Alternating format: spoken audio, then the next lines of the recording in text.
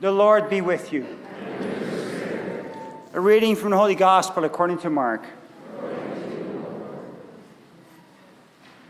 As Jesus and his disciples and a large crowd were leaving Jericho, Bartimaeus, son of Timaeus, a blind beggar, was sitting by the roadside. When he heard that it was Jesus of Nazareth, he began to shout out and say, "Jesus, Son of David, have mercy on me." Many sternly ordered him to be quiet, but he cried even more loudly, "Son of David, have mercy on me." Jesus stood still and said, "Call him here." And they called the blind man, saying to him, "Take heart, get up, he is calling you." So throwing off his cloak, he sprang up and came to Jesus. Then Jesus said to him, "What do you want me to do for you?" The blind man said to him, "My teacher, let me see again." Jesus said to him, "Go, your faith has made you well." Immediately the man regained his sight and followed Jesus on the way. The Gospel of the Lord.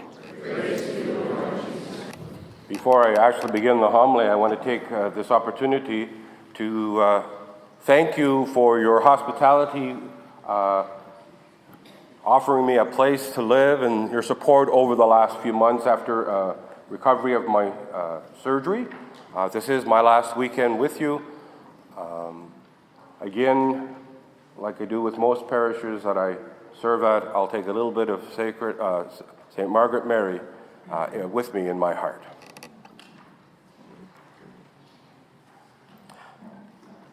Bob Benson, a storyteller in his day, told the following story titled "A Baloney Sandwich."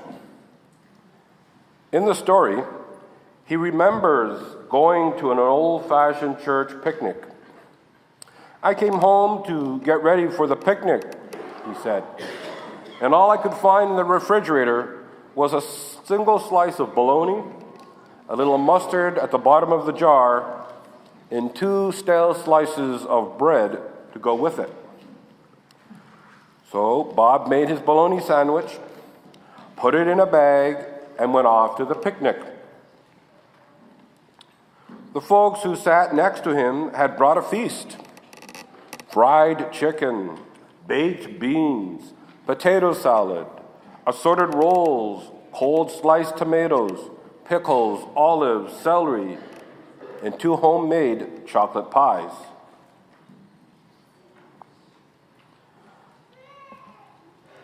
"One of the folks next to me," he said, "why don't we just put yours and ours together?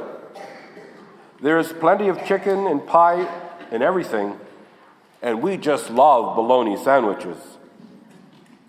And so we did, and I ate like a king, although I came like a pauper. "Later it dawned on me," said Bob, "that God had been saying just that sort of thing to me. Why don't you take what you have and what you are, and I will take what I have and what I am, and we'll share it together." And I began to see that when I put what I have and what I am together with what God has and God is, I've stumbled on the bargain of a lifetime. I know I don't have enough wisdom and love and mercy and compassion, but God does. God has all those things in abundance. And God says, let's put it together.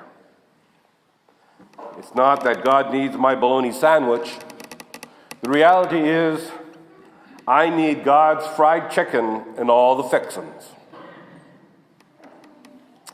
In today's gospel, a blind beggar is sitting at the side of the road when he hears that Jesus of Nazareth is passing by.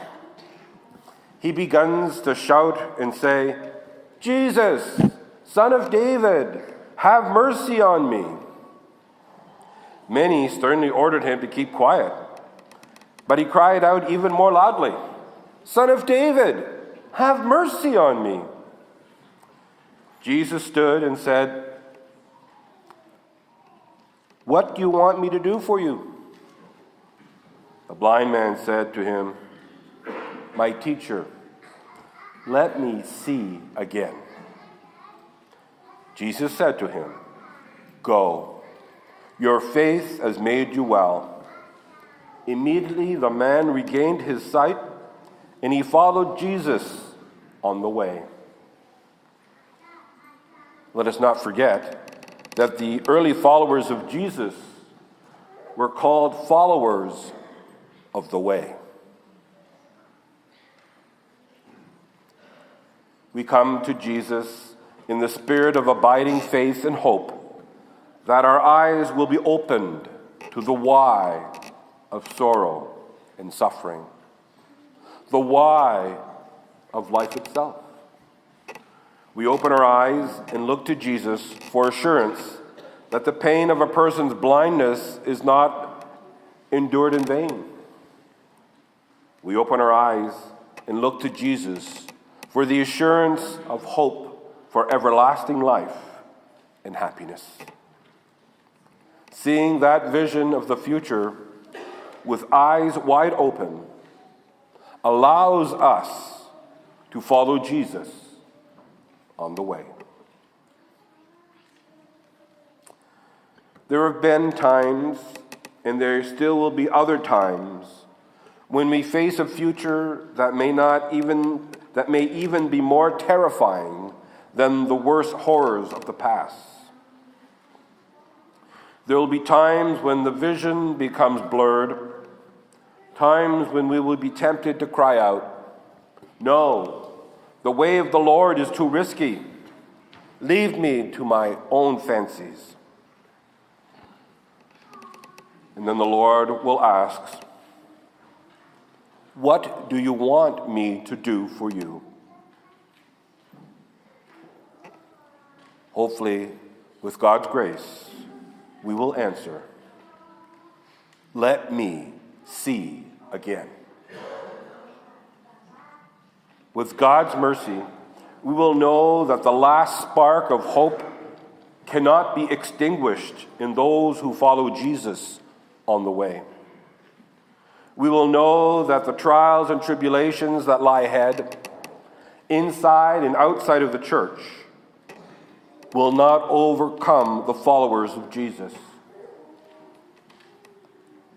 It is said that hope springs eternal in the human heart. Yet why should it? The answer is found in that cosmic event in human history whereby that which was done was undone. The Son of the living God, Jesus, died and is restored to life. Jesus, who died, lives. That is why ashes to ashes, dust to dust, in the sure and certain hope of the resurrection. Let us therefore fix our eyes on Jesus and follow Jesus on the way in his ministry of loving service and healing. Storyteller Bob Benson continues, "Well, go ahead, eat your bologna sandwich as long as you can. But when you can no longer stand its tastelessness, when you get so tired of doing it your way, I hope you'll remember that it doesn't have to be that way.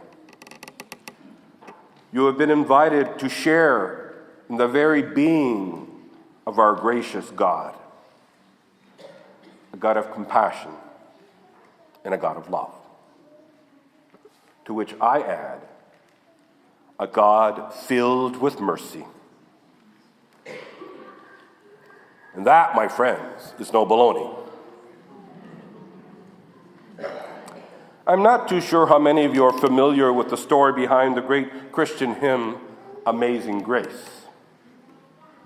John Newton, as the captain of a British slave ship, regained his faith during a storm at sea. He later became an ordained minister who was very active in the abolitionist movement, trying to abolish slavery. He explained how he regained his spiritual eyesight with his famous hymn, Amazing Grace. Amazing grace, how sweet the sound that saved a wretch like me. I once was lost, but now am found, was blind, but now